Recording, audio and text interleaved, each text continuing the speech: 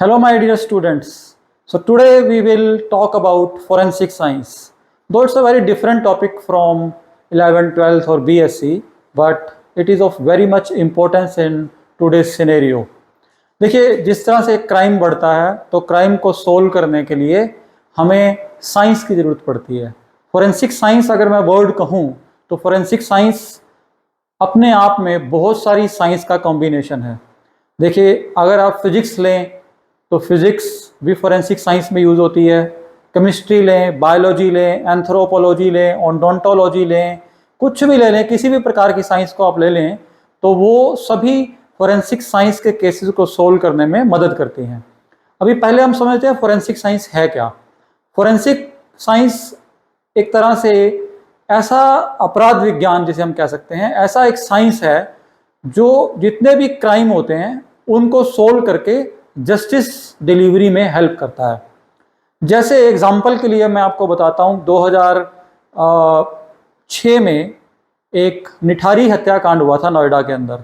उसमें बहुत सारे बच्चों के, छोटे छोटे जो बच्चे थे, उनके जो कॉप्स होते हैं, जो उनके शव होते हैं, जो हड्डियों के ढांचे या स्केलेटन बोलते हैं इसको, वो मिले थे हमें नाले के अंदर, एक नाले के अंदर मिले थे निठारी में।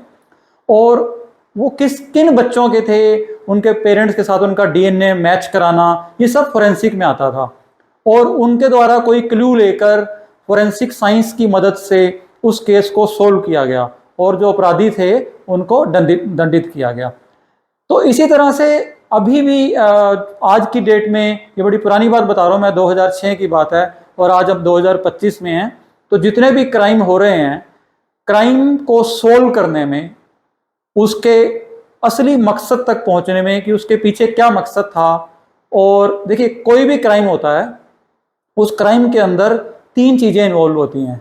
पहली चीज होती है सीन ऑफ क्राइम।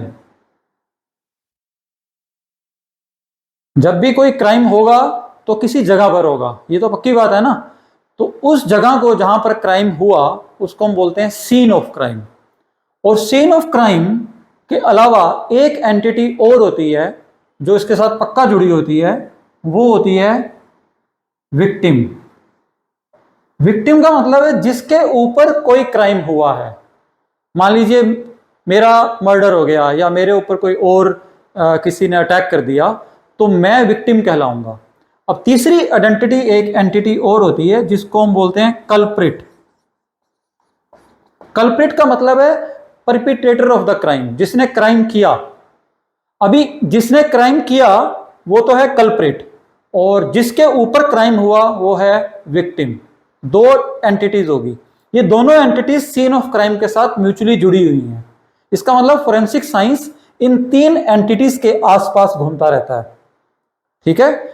अगर एक व्यक्ति को, एग्जाम्पल के लिए, उदाहरण के लिए, एक व्यक्ति को एक जगह पर मार दिया और उसका मर्डर कर दिया और उसकी डेड बॉडी को उठाकर वहां से किसी और जगह डंप कर दिया, मान लीजिए जंगल में, तो जिस जगह पर उसको पहली बार उसके ऊपर होमिसाइड हुआ था, जहां उसका मर्डर हुआ था, उस जगह को हम कहेंगे primary crime scene. Crime scene भी दो प्रकार का है, प्राइमरी क्राइम सीन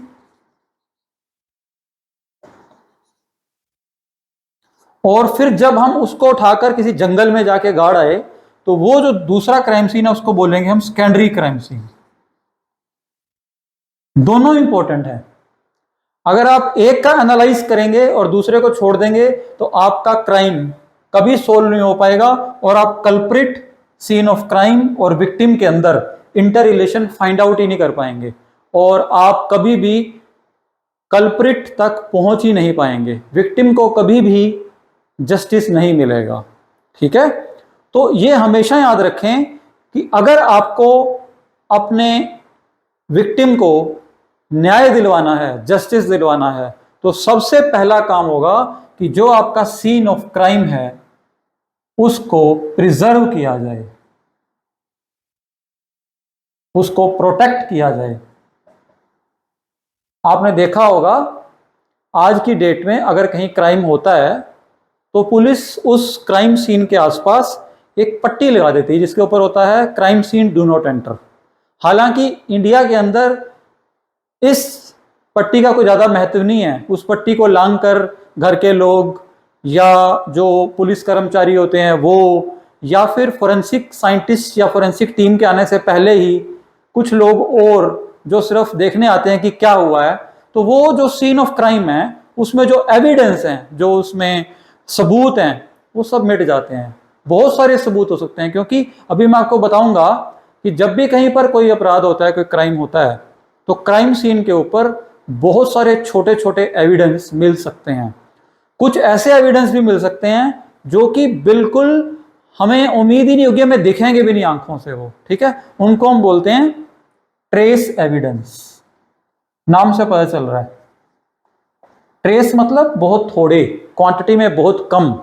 और ऐसे एविडेंस जो हैं वो विक्टिम और कल्प्रिट और सीन ऑफ क्राइम के बीच में रिलेशन साबित करने में और एट लास्ट विक्टिम को न्याय दिलवाने में बहुत हेल्पफुल होते हैं। तो आज के लेक्चर में हमने अभी तक ये समझा कि फोरेंसिक साइंस एक ऐसी साइंस है जो physics, chemistry, biology, odontology, microbiology और जितनी भी प्रकार की साइंसेज हैं, डीएनए प्रोफाइलिंग, ठीक है, ब्लड स्पैटर एनालिसिस, बैलिस्टिक्स, किसी भी तरह की आप ब्रांच में चले जाओ, सारी ब्रांचेस को अगर हम कंबाइन कर दें हर प्रकार की साइंस को, तो उसकी मदद से एक नई साइंस का निर्माण हुआ जिसका नाम रखा गया फोरेंसिक साइंस। तो फोरेंसिक साइंस सभी प्रकार की साइंस की एप्लीकेशन को यूज में लाती है और उनसे सीन ऑफ क्राइम, कल्प्रिट और विक्टिम, इनके बीच में एक रिलेशन साबित करती है, एक मोटिव निकालती है कि कल्प्रिट ने विक्टिम के ऊपर मर्डर या कोई और अपराध क्यों किया। अब क्यों किया वो तो हो गया मोटिव। कैसे किया, कैसे किया को हम बोलते हैं अपराध की भाषा में, क्राइम की भाषा में मोडस ऑपरेंडी, मतलब करने का तरीका। हर क्रिमिनल की मोडस ऑपरेंडी अलग अलग होती है। जैसे मैं आपको एग्जांपल देता हूं, कुछ चोर होते हैं जिनको हैबिट होती है कि वो हमेशा दीवार को तोड़कर फिर एंटर करते हैं, वो अपनी मोडस ऑपरेंडी चेंज नहीं करते, ठीक है। कुछ चोर होते हैं उनको हमेशा आदत होती है कि वो दरवाजे का हैंडल तोड़कर या दरवाजे का लॉक तोड़कर एंटर करते हैं, वो दीवार को नहीं छेड़ते। कुछ चोरों की अपनी एक हैबिट बन जाती है कि वो हमेशा छत के थ्रू आते हैं, पड़ोसी की छत से दूसरे की छत पे एंटर करके घर में घुस जाते हैं। तो इस तरह से अलग अलग मोडस ऑपरेंडी हो सकती है। पर्टिकुलरली जो सीरियल किलर्स होते हैं उनमें मोडस ऑपरेंडी बहुत काम आती है, क्योंकि वहां से पता लगता है कि ये क्राइम जो सीरियल किलर कर रहा है उसमें हर किलिंग के अंदर क्या समानता है, उसका करने का तरीका बदल रहा है या वही है। अगर वही है तो फिर इसका मतलब एक ही व्यक्ति के द्वारा किया गया क्राइम है, एक ही क्रिमिनल ने ये क्राइम किया है। और जब तक कोई भी क्राइम किसी भी कल्प्रिट के ऊपर साबित नहीं होता कोर्ट में पूरी तरह से, उसको अपराधी नहीं कह सकते आप। हमारा कानून ये कहता है कि हम उसे अपराधी नहीं कहेंगे, हम उसे कहेंगे आरोपित। आरोपित मतलब उसके ऊपर आरोप लगाया गया है। अब उसको सिद्ध करना वो वकीलों का काम है, पुलिस की चार्जशीट का काम है। पुलिस अपनी चार्जशीट बनाएगी, उसमें लिखेगी ये चार्जेस हैं। जैसे अभी एग्जाम्पल के लिए बहुत ही दुखदायी घटना है जिसमें एक बहुत शरीफ लड़का रघुवंशी परिवार का था, मध्य प्रदेश इंदौर में, उसका कत्ल हो जाता है और उसकी बीवी को पुलिस ने एक आपराधिक साजिश रचने के जुर्म में और उसका अपने पति का मर्डर करने के जुर्म में गिरफ्तार कर लिया है। और उसके ऊपर अभी जो है कार्यवाही चल रही है, वो रिमांड में है। अब वहां पर पुलिस अपना काम कर रही है, वो एक पूरा खाका तैयार करेगी, सीन को रिक्रिएट करेगी कि ये सीन हुआ कैसे, ये मर्डर कैसे हुआ होगा, अगर हुआ, अगर उन्होंने नहीं किया है तो इसी प्रकार से वो सीन रिक्रिएशन के बाद सारी एक चार्जशीट दायर करेगी। वो चार्जशीट कोर्ट में जाएगी। अब कोर्ट में दो प्रकार के वकील होंगे। एक वकील होगा जो डिफेंस लॉयर कहलाएगा, यानी कि आपकी रक्षा के लिए नियुक्त किया जाएगा, आप चाहे गलत भी हो तब भी आप वकील कर सकते हो। और एक होगा जो बेचारा विक्टिम है उसकी तरफ से लड़ेगा कि मेरे विक्टिम को इस कल्प्रिट ने यूं यूं करके इसका मर्डर किया या मारा। क्लियर? तो इस तरह से एक पूरा सिस्टम है जिसके द्वारा जस्टिस मिलता है। ठीक है, तो जिस प्रकार से, क्योंकि फोरेंसिक एक साइंस है, तो जिस प्रकार से हर साइंस के अपने कुछ प्रिंसिपल्स होते हैं, ऐसे ही फोरेंसिक साइंस भी कुछ प्रिंसिपल, कुछ सिद्धांतों से बंधी हुई है। हमें उन प्रिंसिपल्स को हमेशा ध्यान में रखना है अगर हमें फोरेंसिक के बारे में पूरी जानकारी लेनी है। ठीक है, तो आज के लेक्चर में मैं आपको यह भी बताऊंगा कि फोरेंसिक साइंस के कौन कौन से प्रिंसिपल हैं, लेकिन उससे पहले मैं बता देता हूं कि फोरेंसिक साइंस की ब्रांचेस कौन कौन सी हैं। तो देखिए, सबसे पहली जो ब्रांच है वो है, जो बहुत ज़्यादा यूज में लाई जाती है, फोरेंसिक केमिस्ट्री। थोड़ा थोड़ा मैं भी आपको बताऊंगा, बाद में डिटेल में चलेंगे। फोरेंसिक केमिस्ट्री का इस्तेमाल होता है, मान लीजिए किसी व्यक्ति को जहर देकर मारा गया, उसको पॉइजन दिया गया, तो वो जो पॉइजन उसके अंदर गया है, तो वो उसकी आंतों में, उसके लीवर में उसका कुछ ट्रेस एलिमेंट्स रह जाएंगे। तो उसके पोस्टमार्टम के दौरान उसके बॉडी से उन अंगों में से कुछ कुछ हिस्सा काट के निकाल लिया जाता है। उस कंबाइंड हिस्से को बोला जाता है विसरा। ठीक है, उस विसरा को एक लिक्विड में प्रिजर्व कर लेते हैं और प्रिजर्व करने के बाद उसको एनालिसिस की लैब में भेजते हैं। अब केमिस्ट्री जो लैब होती है, जो केमिकल लैब होती है, वो अपने अलग अलग मेथड से पता लगाती है कि इसमें ये पॉइजन था या ये पॉइजन था या ये पॉइजन था। ठीक है, एलिमेंटल कंसंट्रेशन चेक करके। तो वहां पर फोरेंसिक केमिस्ट्री की हमें जरूरत पड़ती है। इसके अलावा एक और ब्रांच होती है जो होती है फोरेंसिक बायोलॉजी। अब फोरेंसिक बायोलॉजी का क्या, बायोलॉजी तो आपको पता है जीव विज्ञान, तो फोरेंसिक बायोलॉजी डिपार्टमेंट क्या करता है, मान लीजिए आपके पास, उनके पास एक ब्लड सैंपल आया कि आपको इस ब्लड सैंपल को जांचना है कि इस ब्लड सैंपल का एनालिसिस आपको करना है, या उसके पास सीमेन सैंपल आया, इसका एनालिसिस करना है in case of rape case. तो वो आपकी बायोलॉजी जो डिपार्टमेंट है, जो फोरेंसिक बायोलॉजी आपका डिपार्टमेंट है, वो इसमें मदद करता है। इसके बाद तीसरी ब्रांच जो बहुत इंपॉर्टेंट है वो है बैलिस्टिक्स। इसकी भी बहुत, बैलिस्टिक्स क्या करती है, जितने भी गन फायर होते हैं, बंदूक से फायर किए जाते हैं, हर बंदूक का गोली का जो निशान है, ठीक है, जो उसका खोल है, उससे यह पता लगाया जाता है कि कौन से फायर आर्म, कौन सी बंदूक से गोली फायर की गई थी, कितने डिग्री पर फायर की गई थी, कहां से फायर की गई थी। वहां से फायर की है तो इतने डिग्री पर जाएगी, प्रोजेक्टाइल मोशन बनाई, देखिए फिर फिजिक्स आ गई इसमें।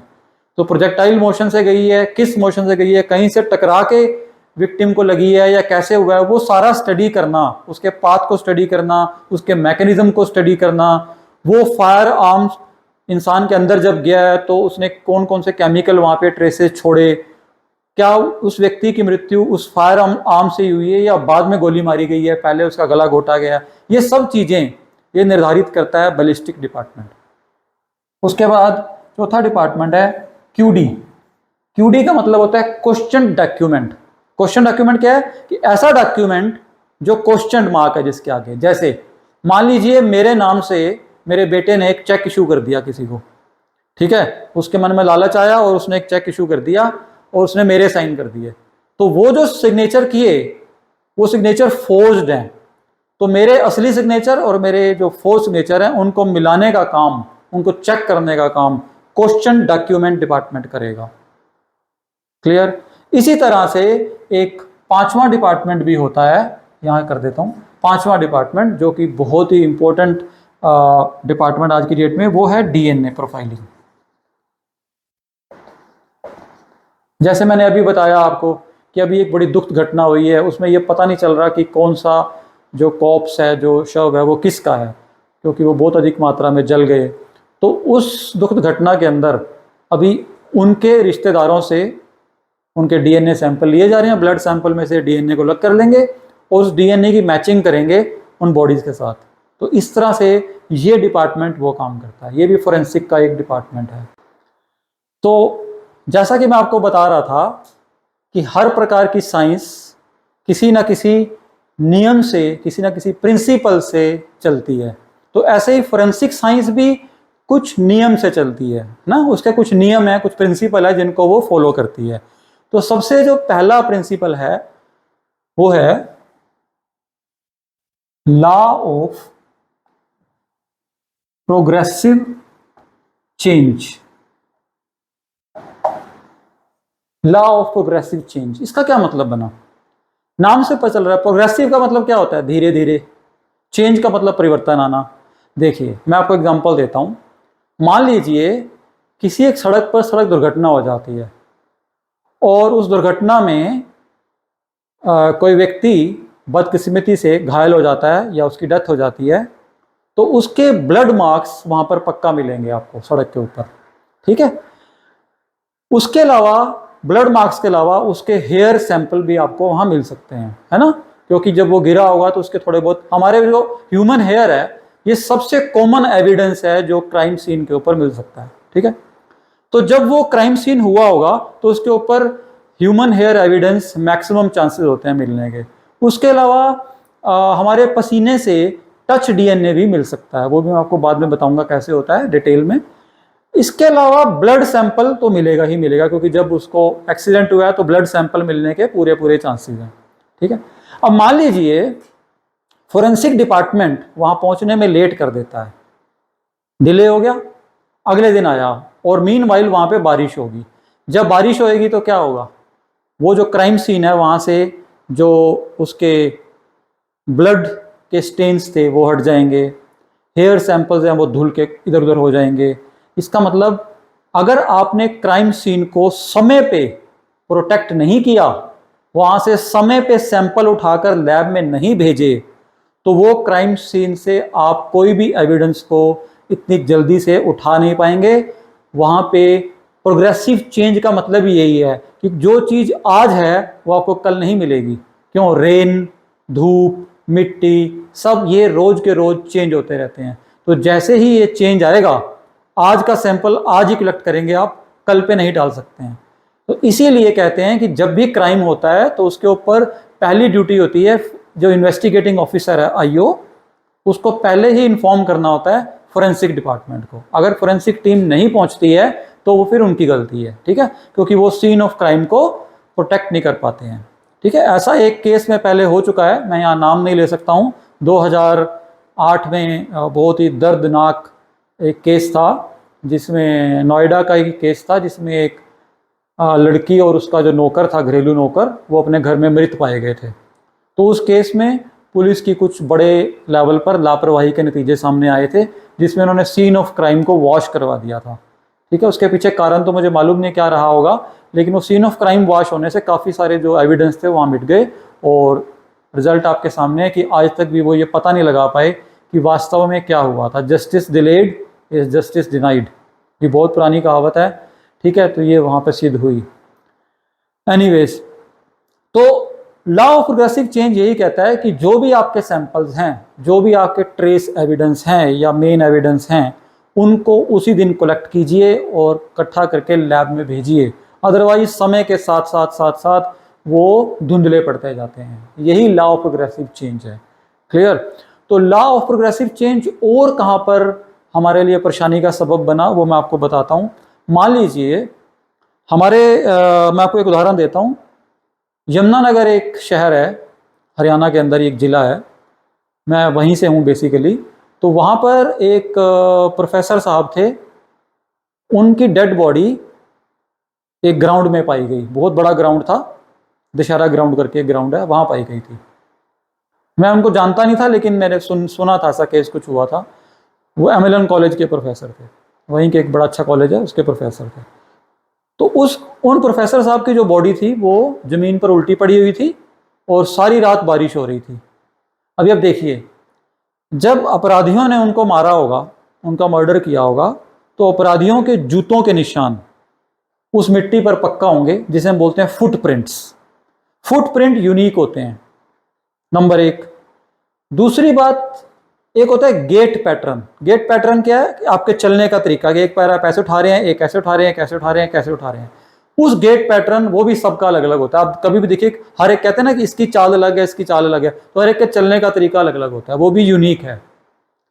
तीसरी चीज है कि जब बारिश हो रही है तो वो जो फुटप्रिंट्स हैं वो तो धुल गए, वो तो वहां रहेंगे ही नहीं, क्राइम सीन प्रोटेक्ट ही नहीं हुआ।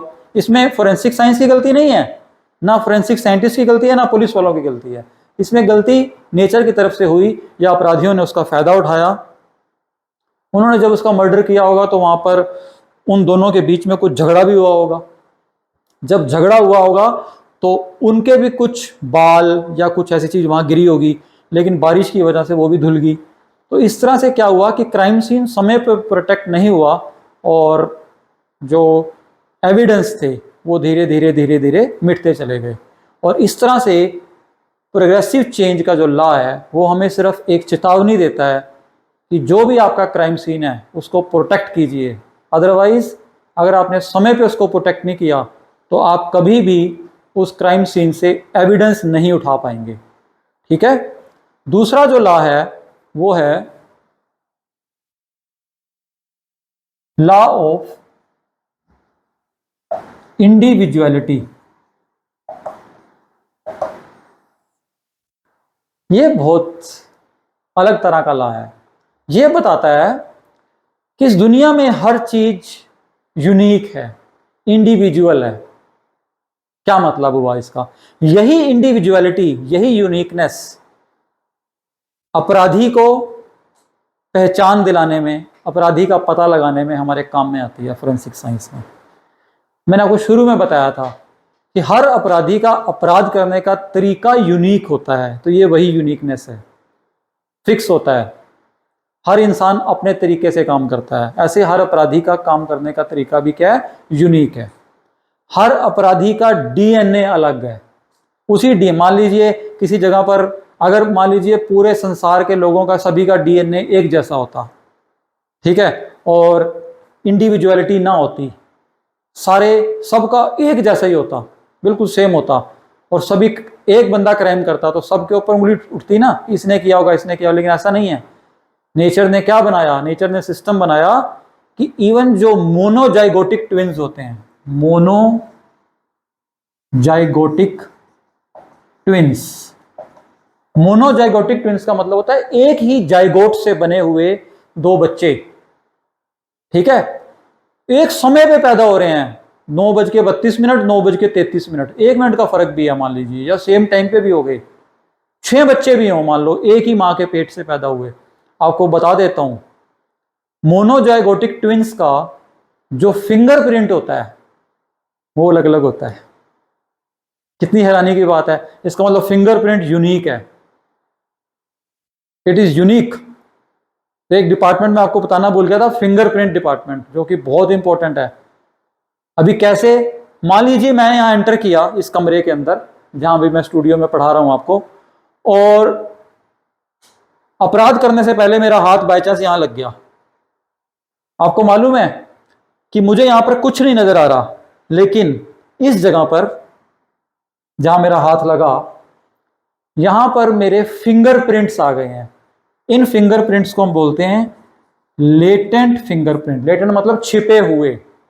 इनको हम जाहिर कर सकते हैं, इनको ले सकते हैं, टेप के ऊपर प्रिजर्व कर सकते हैं, उनको एनालाइज कर सकते हैं, क्योंकि हर एक के फिंगरप्रिंट अलग अलग होते हैं। तभी तो आपके बायोमेट्रिक होता है और आधार कार्ड में आपके फिंगरप्रिंट्स लिए जाते हैं, तभी तो लिए जाते हैं, क्योंकि वो अलग अलग हैं, हर इंसान के अलग हैं। मैंने अभी बताया आपको कि एक ही मां के पेट से एक ही समय में पैदा हुए बच्चे, उनके फिंगरप्रिंट्स भी अलग अलग हैं। आप ये देख लो, डीएनए सेम है लेकिन फिंगरप्रिंट्स अलग हैं।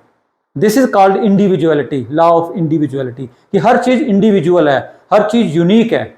और यही हेल्प करती है अपराधी को पकड़ने में, क्योंकि अपराधी भी तो यूनिक ही होगा ना, उसके भी तो फिंगरप्रिंट अलग ही होंगे आम आदमियों से, उसकी पहचान हो जाएगी। तो अभी मैंने यहां फिंगरप्रिंट छोड़े, नजर नहीं आ रहे। एक ब्लैक पाउडर आता है, आपने फोटोकॉपियर देखा है सभी ने, उसमें एक ब्लैक पाउडर होता है बहुत बारीक, उसको छिड़को इसके ऊपर, फिंगरप्रिंट्स नजर आने शुरू हो जाएंगे। फिंगरप्रिंट के अंदर कुछ ऐसे ऐसे पैटर्न होते हैं, इस तरह के शंख होते हैं बने हुए, ऐसे सर्कल हो सकते हैं, ठीक है, ऐसे लाइनें हो सकती हैं। तो बहुत सारे पैटर्न फिंगरप्रिंट के अंदर होते हैं। ये मैं आपको फिंगरप्रिंट का जब चैप्टर बताऊंगा उसमें डिटेल में बताऊंगा आपको, ठीक है। तो मोनोजाइगोटिक ट्विंस सेम डीएनए होने के बावजूद भी फिंगरप्रिंट्स अलग अलग हैं, उनमें भी इंडिविजुअलिटी है। ऐसे ही एक ही जगह पर, एक ही फैक्ट्री में, एक ही टाइम पे 1000 बंदूकें बन रही हैं, 1000 फायर आर्म बन रहे हैं।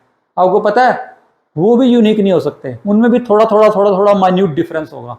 वही हेल्प करेगा हमारी अपराधी को पकड़ने में, किसने वो बंदूक चलाई थी या ये बंदूक चलाई थी।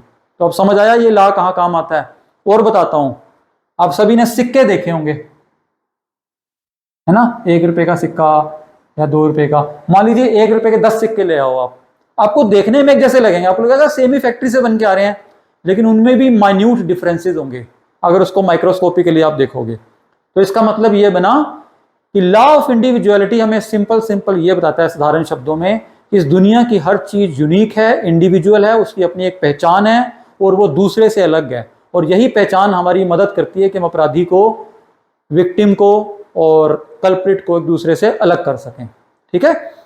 तीसरा जो प्रिंसिपल है, जो लॉ है, वो बहुत इंपॉर्टेंट है, उसका नाम है लोकार्ड साइंटिस्ट का नाम है प्रिंसिपल ऑफ म्यूचुअल एक्सचेंज।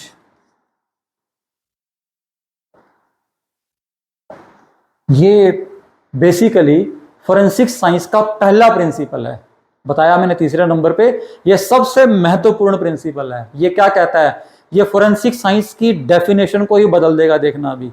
ये कहता है, साइंटिस्ट एडमंड लोकार्ड थे, उन्होंने सबसे पहले फोरेंसिक साइंस के बारे में बताया कि इस दुनिया में जब भी दो एंटिटीज आपस में मिलेंगी, उनके बीच में स्कफल होगा, उनके बीच में लड़ाई होगी या उनमें इंटरेक्शन होगी, तो एक दूसरे के साथ कुछ ना कुछ एक्सचेंज जरूर करेंगी। इसका क्या मतलब बना, इसको दूसरे भाषा में भी उन्होंने समझाया कि every contact leaves a trace, कि हर बार जब कॉन्टैक्ट होगा कुछ ट्रेस क्वांटिटी में वहां रुक जाएगा, गिर जाएगा। जैसे एग्जांपल के लिए मैं बताता हूं इसका मतलब क्या है। क्या बताया मैंने कि जब भी दो क्वांटिटीज आपस में इंटरेक्ट करेंगी, कुछ ना कुछ म्यूचुअली एक्सचेंज करेंगी। अरे भाई सिंपल सी बात है, मैं एक अपराधी हूं, कल्प्रिट हूं, मैं एक रूम में गया, वहां पर एक बंदा बैठा था, मेरा इरादा था कि मुझे उसे लूटना है, तो मैंने उसके पास जाके उसको चाकू दिखाया और उसे कहा भी जो भी आपके पास है मेरे हवाले कर दो, मैं क्या हूं, कल्प्रिट, और वो बंदा क्या है, विक्टिम। अभी वो इतनी आसानी से नहीं मुझे देगा, दो केस लेके चलते हैं कि वो आसानी से दे देता है या वो मेरे से लड़ता है। अगर वो मेरे से लड़ता है तो जब वो लड़ेगा, हो सकता है मेरे बाल पकड़ने की कोशिश करे, तो कुछ मेरे बाल उसके नखूनों में फंस सकते हैं। हो गया ट्रांसफर कल्प्रिट से विक्टिम की तरफ। हो सकता है कि मैं लड़ूं, मैं उसके बाल मेरे नखूनों में आ रहे, जब मैं पकड़ा जाऊंगा तो मेरे नखूनों से स्टडी करके उसके बाल मैच किए जा सकते हैं। या कहीं खरोंचे लग गई या चाकू लग गया तो ब्लड वहां गिरेगा ही गिरेगा। जब ब्लड एक बार गिर जाता है, उसे आप साफ भी कर देते हो तो भी आप पता लगा सकते हो। मान लीजिए आपके कमरे में कहीं ब्लड गिरा और आपने उसको पोछा लगा दिया, तो भी आप उसको पता लगा सकते हो कि वहां पे ब्लड था, साफ तो नहीं किया गया। उसके लिए एक केमिकल होता है जिसका नाम है ल्यूमिनॉल। अगर आप ल्यूमिनॉल स्प्रे कर दें तो वहां पे आपको नजर आ जाएगा कि वहां पे ब्लड था, वहां पे एक अलग कलर का पैटर्न नजर आएगा आपको। ठीक है, ये आप नेक्स्ट जब लेक्चर्स आएंगे डिटेल में आपको बताऊंगा विद हेल्प ऑफ पिक्चर्स। तो अभी मैं आपको दो स्थितियां बता रहा था कि उसने मेरे साथ झगड़ा किया, इंटरेक्शन की कि नहीं मैं पैसे नहीं दूंगा, तो कुछ ना कुछ गिरा। क्या गिरा, ब्लड सैंपल, हेयर सैंपल, हो सकता है कि एक आधा नाखून टूट के गिर जाए मेरा या उसका, तो ये ट्रेस एलिमेंट वहां पे आ गया। 100% होगा, ऐसा हो ही नहीं सकता कि बिना ट्रेस छोड़े मैं चला जाऊं। Every contact leaves a trace, जब भी कॉन्टैक्ट होगा कुछ ना कुछ रहेगा वहां पर, इसीलिए अपराधी पकड़ा जाता है। अब देखो इसका दूसरा तरीका कि उसने चुपचाप मुझे सब कुछ दे दिया, तो आपको बता देता हूं, ह्यूमन हेयर एक ऐसा एविडेंस है जो 24 घंटे गिरता रहता है। आप सोए हैं, आप सुबह उठ के देखिए, आपके बाल आपको जरूर मिलेंगे एक या दो। आप कितने भी हेयर शैम्पू लगा लें, डाई लगा लें, कुछ लगा लें, आपके बाल हमेशा गिरते रहते हैं, नए आते रहते हैं, गिरते रहते हैं, नए आते रहते हैं। ऐसा नहीं कि गिरते रहते हैं फिर आते नहीं है, फिर तभी तो आप कटिंग कराने जाते हैं ना, क्योंकि नए आ जाते हैं वो। ठीक है, तो वो जो सैंपल्स होते हैं, जो आपके हेयर सैंपल हैं, उसके अंदर उसके फॉलिकल या उसकी पूरी रूट मिल जाए तो आप डीएनए का पता लगा सकते हो। जो आपका हेयर सैंपल है बहुत इंपॉर्टेंट चीज है, मैं आपको डिटेल में बताऊंगा उसके अंदर कैसे स्टडी करते हैं उसको हम। उससे हम ये पता लगा सकते हैं कि इसका मैटरनल डीएनए किसका है, उसके मामा से कौन सा मिलता है, उसकी माँ की तरफ से उसका डीएनए मैच करता है नहीं। ठीक है, ऐसी कंप्लीट डीएनए भी पता लगा सकते हैं डिपेंड करता है आपको रूट मिली है पूरी या शाफ्ट मिली है, आधा बाल मिला है या पूरा मिला जड़ समेत, उसके अकॉर्डिंग आप डीएनए प्रोफाइलिंग कर सकते हैं उसकी। ठीक है, तो ये सैंपल जरूर मिलेगा। उसने अगर शांति से भी मुझे दे दिया ना सामान, तो भी मेरा हेयर या उसका हेयर यहां गिर सकता है। तो वहां से every contact will leave a trace, कुछ ना कुछ ट्रेस क्वांटिटी में जरूर गिरेगा। गर्मी है, पसीना भी गिर सकता है। अब मेरे पसीने के, मेरे स्वेट के अंदर भी मेरा डीएनए होगा, वहां से भी पता लग सकता है। ठीक है, इवन मेरे पसीने से मेरी ब्लड ग्रुपिंग भी हो सकती है आज की डेट में, ये भी बता देता हूं आपको मैं, हैरानी की बात है बड़ी। तो इस तरह से हर कॉन्टैक्ट अपना एक ट्रेस छोड़ता है, बिना उसके कोई भी चीज नहीं होती है। अभी आप कहोगे, बड़े समझदार बनोगे कि सर हम क्राइम पेट्रोल देखते हैं, हम वो देखते हैं, अपराधी अपने हाथ में दस्ताने पहन के आ जाए तो उसके फिंगरप्रिंट्स कैसे आएंगे? कोई बात नहीं, अगर वो दस्ताने पहन के आएगा तो पैरों पे थोड़ा दस्ताने पहन के आ जाएगा, फुटप्रिंट्स आ जाएंगे। फुटप्रिंट यूनिक होते हैं, जूतों का साइज अलग अलग होता है सबका, वो भी चलो जूतों के ऊपर भी कुछ पहन के आ जाए तो भी आजकल सीसीटीवी कैमराज हैं, वहां से कैप्चर हो जाएगा। वहां से नहीं हुआ तो जो अपने साथ मोबाइल लगाया होगा उस मोबाइल की लोकेशन वहां की मिलेगी, उससे पकड़ा जाएगा। बहुत सारे मेथड हैं, every contact will leave a trace. ये इस प्रिंसिपल को आप फेल नहीं कर सकते हो, ये प्राइमरी प्रिंसिपल है, ये फोरेंसिक साइंस का आधार है। तो अभी मैं आपको बता रहा था कि फोरेंसिक साइंस के 3 प्रिंसिपल हमने स्टडी कर लिए। अभी जो चौथा प्रिंसिपल है वो है प्रिंसिपल ऑफ कंपैरिजन। कंपैरिजन किसको कहते हैं हम? कंपेयर करना।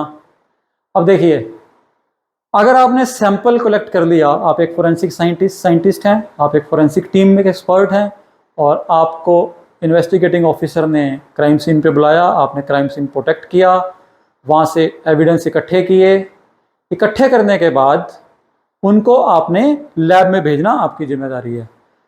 तो अब मान लीजिए एक forensic scientist human blood sample इकट्ठा करता है और गलती से किसी एनिमल का ब्लड लैब में भेज देता है, तो क्या उनका कंपैरिजन हो पाएगा? नहीं हो पाएगा, सिंपल सी बात है।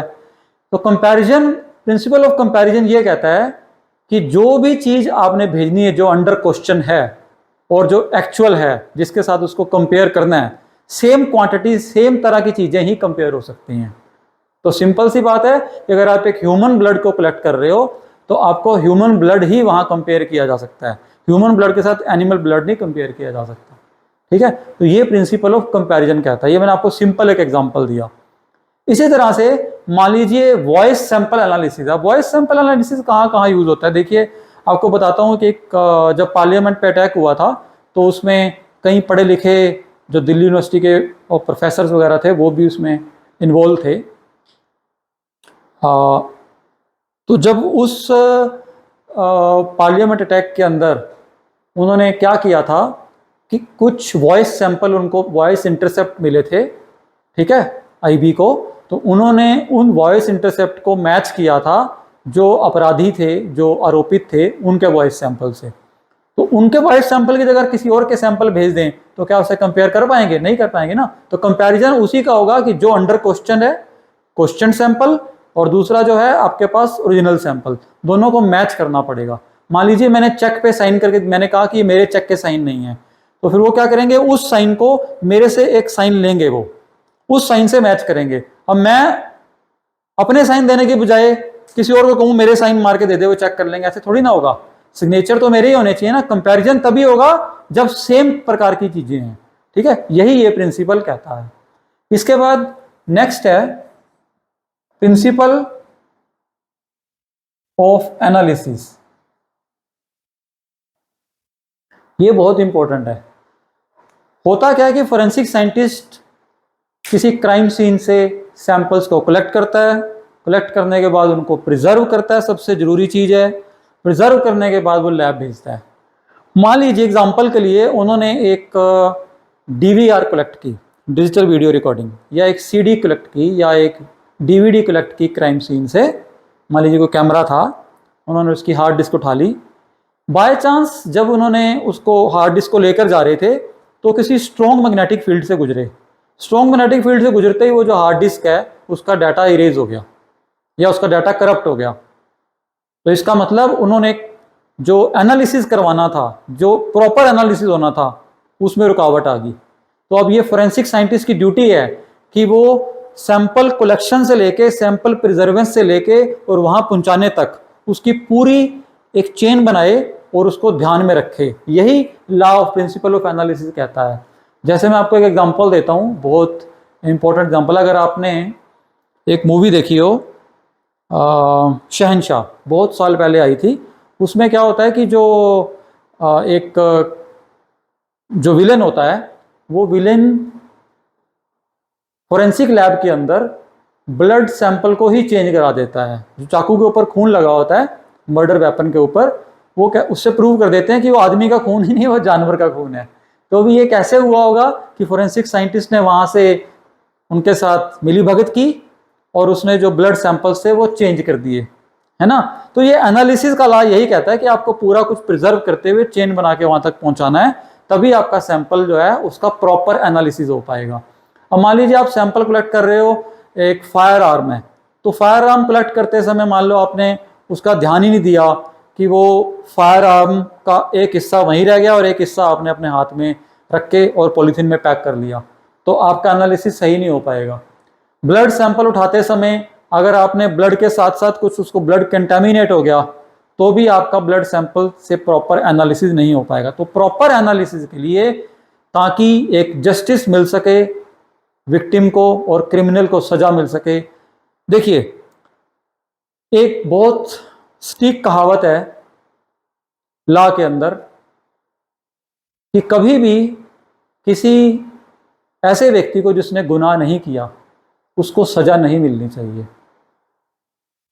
और जिसने गुनाह किया है उसी को सजा मिलनी चाहिए।